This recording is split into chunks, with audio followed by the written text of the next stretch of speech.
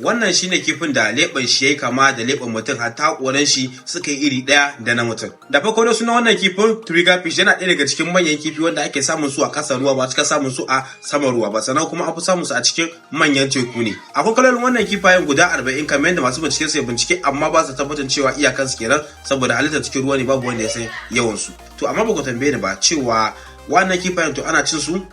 To bari ba ku ansa. A cikin kifayen nan guda 40 kaloli guda 40 din nan akwai kala guda ɗaya wanda ba a cin shi, shine clown triggerfish. Shine wanda kuke ganin shi a bidiyon nan. Masu bincike sun tabbatar da cewa wannan kifin cin shi illa ne ga dan adam, amma duk sauran wannan kalolin kifin mutum zai iya cin su. Sannan kuma abin da ku sani ba, cizon wannan kifin ba karamin masifar zafi yake da shi ba, kuma na faɗan guda ma haƙorin shi kamar haƙorin mutum ne. Masu zuwa irin ƙasar ruwa bincike su tabbatar da cewa idan ma ga kifin nan a inda yake, kar ma ka karasa wajen, kai wani dabara za ka yi kore shi, saboda idan ya cije ka ba karamin illa zai maka ba, ko a jiki ko a kafa ko a ina ne dai. Ba zan ba ku haka ba, bari kara muku da bonus din labari guda ɗaya. Wannan shine illa bai, kifi ne wanda ya kasance yana sajewa da kowane irin yanayi, ko ina ya shiga. In waje fari ne zai saje da farin waje, in waje baki ne zai saje da bakin waje, duk da inda ya shiga yanayin jikin shi zai saje da wannan wajen. A cikin wannan kifin babu wanda zai ce ga jini, babu wanda zai ce ga kashi a jikin shi. Har yau masu bincike suna bincike akan wannan kifin cewa wani kala ne jinin shi, amma yanzu ba a tabbatar ba an fito da sahihin kalan shi. Wannan kifin ba a samun sa a yankin Afirka, amma ana samun su a yankin Asia.